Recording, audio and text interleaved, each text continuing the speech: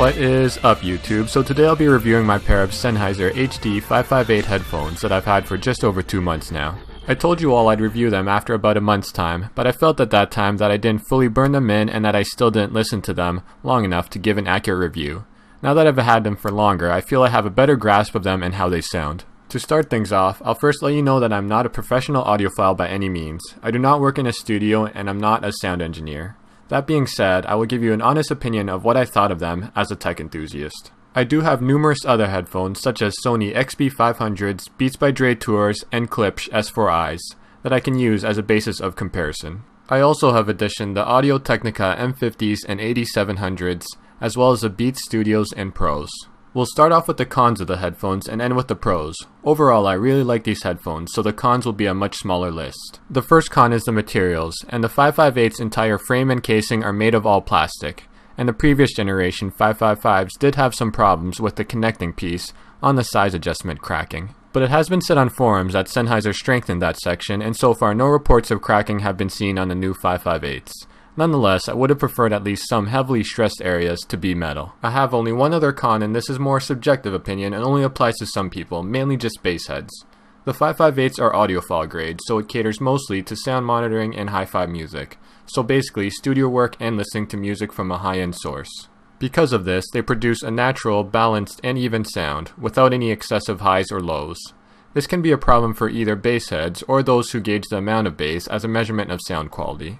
To those who want really fun, big boomy club-style bass, look at the Sony XB series, in particular the XB500s or 700s, both of which are made for bass lovers.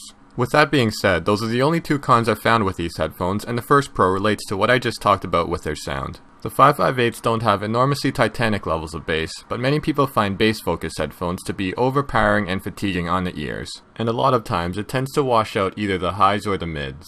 These, on the other hand, have a nice and tight, punchy bass while keeping the mid-ranges and highs very clean too. They have an amazing musical balance and bring out details I've never heard in the songs before. Because of their neutral balance and natural sound signature, I can now see why they are excellent for studio use, because they produce exactly what is given from the source. Another big pro is their gaming performance. They have a large soundstage with very precise instrument separation. This translates to accurate positional audio in games like first-person shooters. With the 558s, you can accurately find your enemy just by the sound he makes. I found in Black Ops my kill-death ratio did significantly go up. It still wasn't super high because I'm pretty shitty at the game to begin with, but it did go higher nonetheless. This, combined with the fact that they are also good musically, made choosing this headphone a no-brainer for me.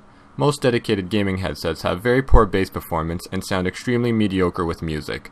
Likewise, most headphones that sound amazing with music don't have a large enough soundstage for games. With the 558s, however, you can kill 2 birds with 1 stone, and get great music and gaming performance with one pair. Another pro is a removable cord. This is good because if it ever gets frayed and worn out, or if you have a cat or dog that likes chewing on things they're not supposed to, you can easily replace the cord with another one. Sennheiser also sells different length cords if you find this one too long or too short. One last pro I want to leave off with is comfort. These headphones have a generous amount of really soft velour-like padding all over the ear cups and headband. This not only makes the headset look like a high-end luxury headphone, but they feel like that on your head as well. The headband adjusts in size from a small child's head all the way up to a large solar eclipse size noggin like mine. I can position the headband anywhere on my head from the far back all the way up to my forehead, and it will stay in place without sliding. I've worn them for hours at a time without feeling any discomfort. So all in all, even though you pay a premium price for these headphones, I think they are well worth it and are probably one of, if not the best, all-around headphone in terms of both music and gaming. And within the music side of things, they are also well-rounded in that they are good with many different genres, from bass-heavy trance, euro, and hip-hop, to classical as well as vocal-heavy music. So I hope you guys enjoyed my review of the Sennheiser HD 558 audiophile grade headphones. If you like this video, please rate, comment, and subscribe to my channel. Until next time, YouTube, peace!